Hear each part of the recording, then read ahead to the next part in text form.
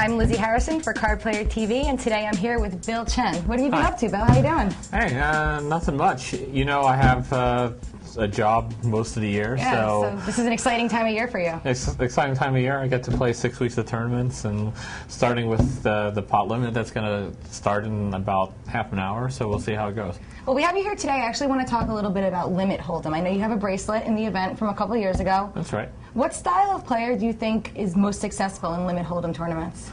It really depends. I think basically you got to switch it around a little bit in Limit Holdem. Okay. In No Limit, in some fields, if players are aggressive, you can just kind of play tight and build your stack. In Limit Holdem, you kind of have to be kind of hyper aggressive if everybody folds to you on the button, but you have to be really tight in early position, because it's one of these things where you need to be hyper aggressive, because if your opponent folds just for one more bet, you get the whole pot. Absolutely. And you can't really fold if the pot is big, especially if it's heads up. You know, you're in these situations where you raise and they defend the blind, and the flop comes and you bet out, and they check raise. Like, I don't know, with ace high you might want to call, because because it's, you know, one bet out of the 8 that's in there, and you don't really know where they are. It's one of these situations where you might not have anything, they might not have anything, things like that. So you got to be able to play in those situations. That makes sense. Right. Well, what mistakes do you think the amateurs make in Limit Holdem? A lot Common of mistakes. Well, I would say playing too many hands early. Playing too many hands early in the tournament, or in early position? Playing too many hands early on in the hand, and folding too much later in the hand. And I'll explain that. A lot of players sort of take the attitude, if I think I'm beat, I'll fold. You know, which is probably a reasonable strategy in, like, it makes sense to me. No limit. But not for limit. In limit, you can't really take that. Even at the end, you know, you bet, and there are 9 bets in a pot. Like, if you think there's like a 10% chance you have the best hand, you should still make the call. You should still make the call. So I think a lot of players play too many hands early, and then at the end they don't persist with their hands enough. And is that the same for pros? Did they make similar errors to that? A lot of the big time, because most of the pros are used to playing no limit, absolutely. Right. So how do they play limit? So a lot of the best no limit players are also the best limit players. Really? Right. Like, I mean, Doyle, Chip Reese, all those guys, they're just overall strong poker players, so they're going to play well.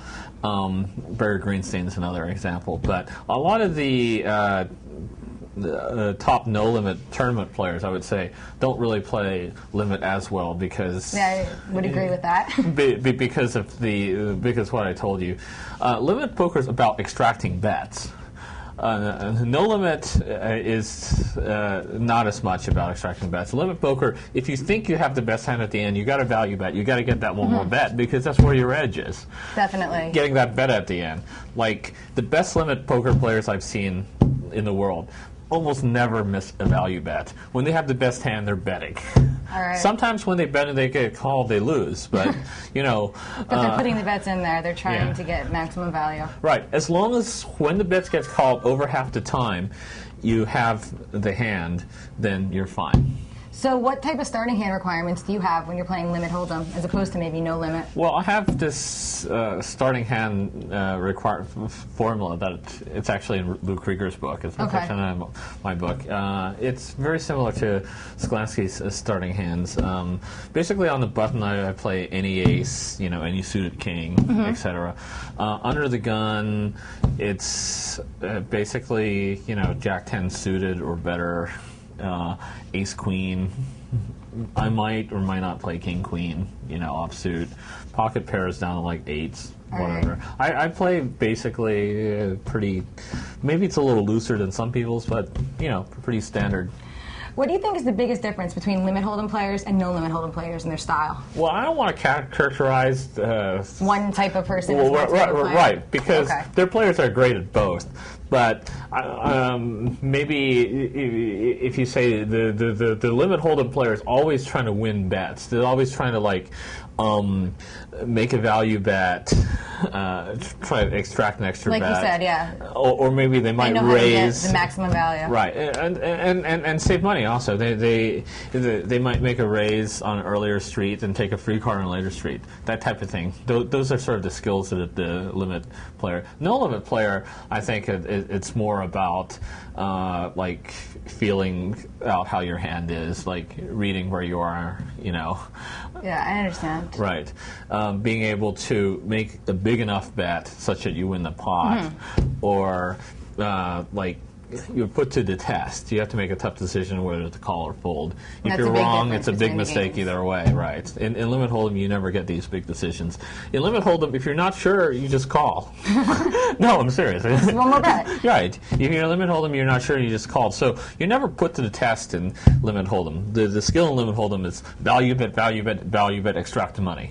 So which transition do you think is easier for, say, someone strictly played limit and they tried to play no limit, or someone strictly played no limit, they're moving over to limit? Which would be the easier transition? I think it really depends on the player. Yeah. My taste is, if there's some guy's a good no limit player, I can teach him how to play limit. All right. A little bit easier.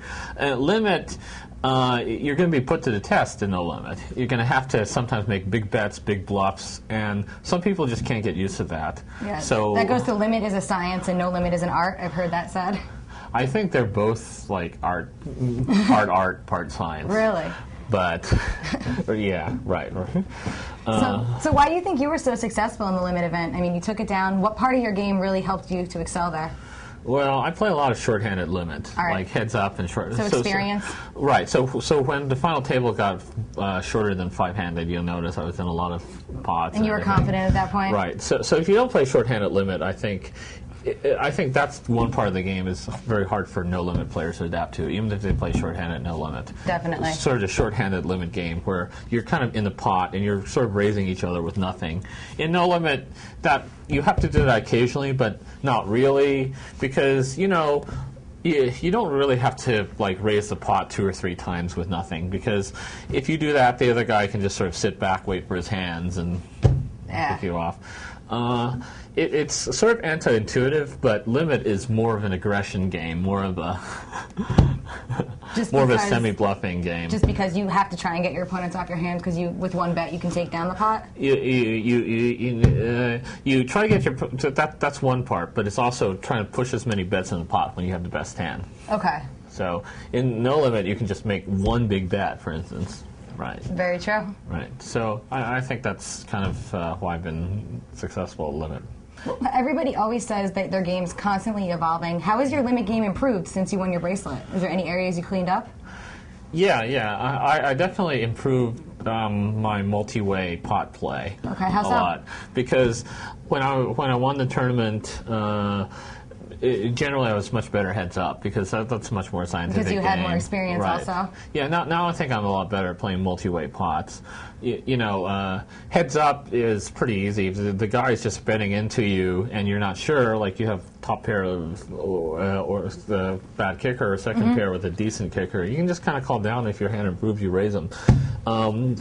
It's trickier multi-way, because you know, if you call a bet, it could get raised and re-raised behind you and things like that. You kind of have to navigate your way through multi-way pots. And you've worked on that in the last few years? I've worked on that. Before I used to like raise, re-raise, pre-flop, try to get heads up, and now I'm a little more comfortable playing multi-way. All right. Well, good luck in all the events at this year's World Series. Thank you. Thanks for coming by today, Bill. Yeah, thanks. Lizzie Harrison with Bill Chen for Card Player TV.